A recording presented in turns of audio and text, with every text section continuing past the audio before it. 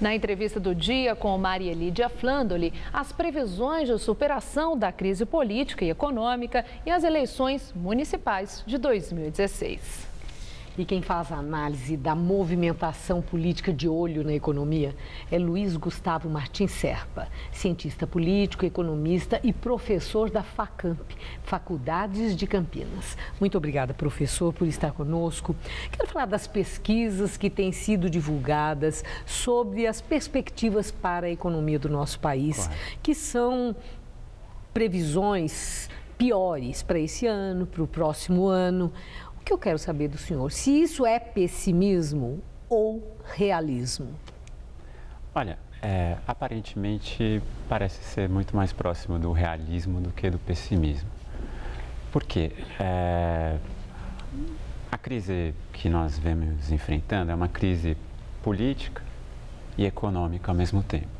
O governo está fragilizado porque ele perdeu sua base de apoio e, ao mesmo tempo, ele está fragilizado porque ele perdeu a capacidade de mobilizar economicamente a sociedade como ele vinha mobilizando há vários anos. Então, o governo perdeu a mão nesse processo político.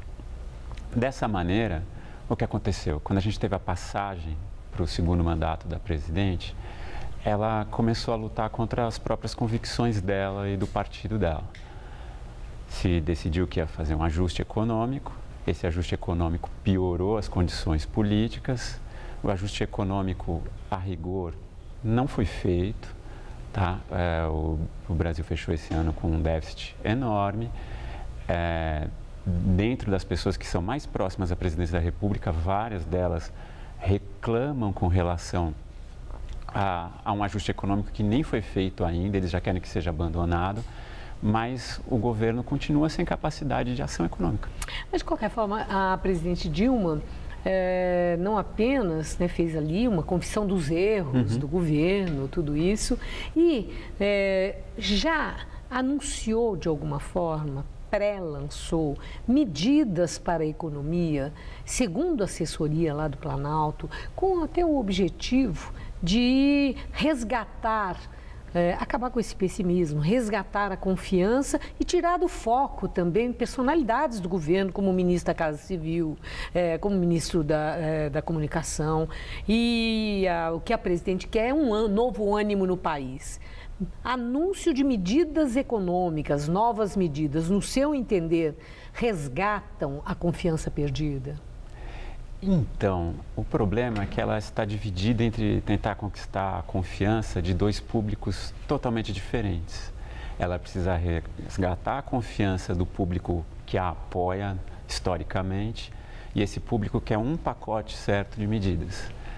E ela precisa resgatar a confiança do mercado financeiro, dos industriais e tudo mais, que deseja outro pacote de medidas.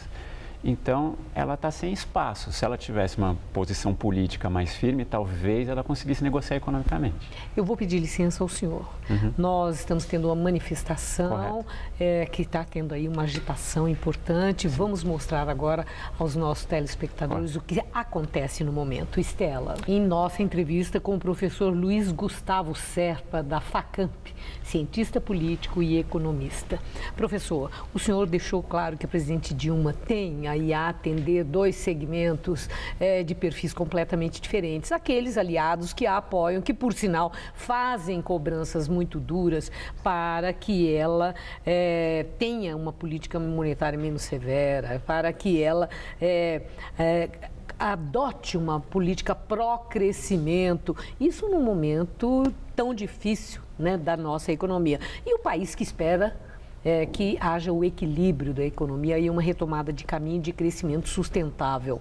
Mas a minha indagação é aí sobre o Banco Central. Foi muito curiosa a divulgação de que tanto a presidente como o ministro da Fazenda apoiavam inteiramente a política do Banco Central, autorizavam de adotar novamente a elevação progressiva da taxa de juros. Mais do que surpreender por essa elevação de taxa de juros, o que foi surpreendente foi o aval. Quer dizer que o Banco Central, atua, professor, segundo o aval do governo, sob a tutela do governo, faz o que o governo autoriza e quer? Olha, institucionalmente no Brasil, isso nunca esteve muito claro, tá? Alguns países adotam uma instituição, um Banco Central, que é autônoma com relação ao governo. Não é o caso do Brasil. Então, o Brasil tem fases onde o Banco Central tem maior grau de autonomia com relação aos governantes, ao chefe do executivo, e em outros momentos tem menor autonomia.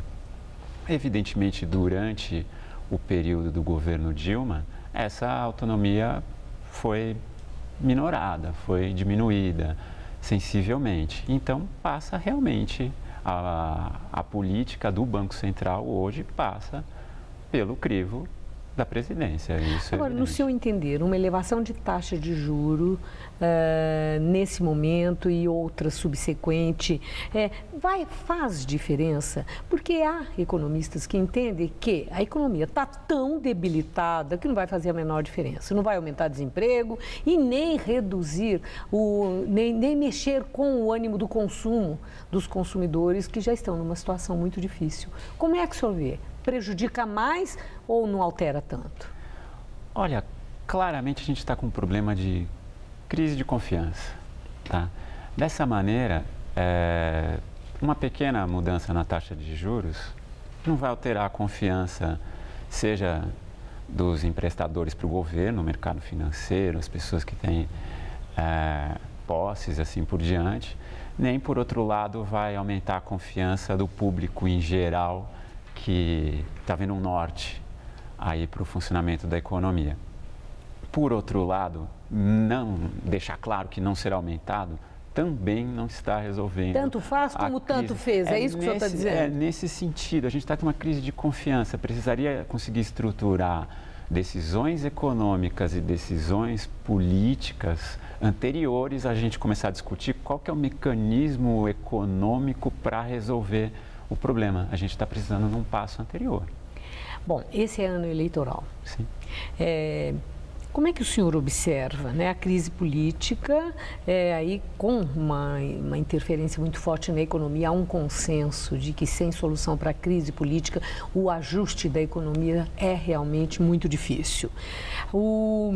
Esse quadro da crise econômica que o cidadão brasileiro vivencia, que faz parte da conversa, do dia a dia de todo mundo, vai impactar o resultado das eleições desse ano?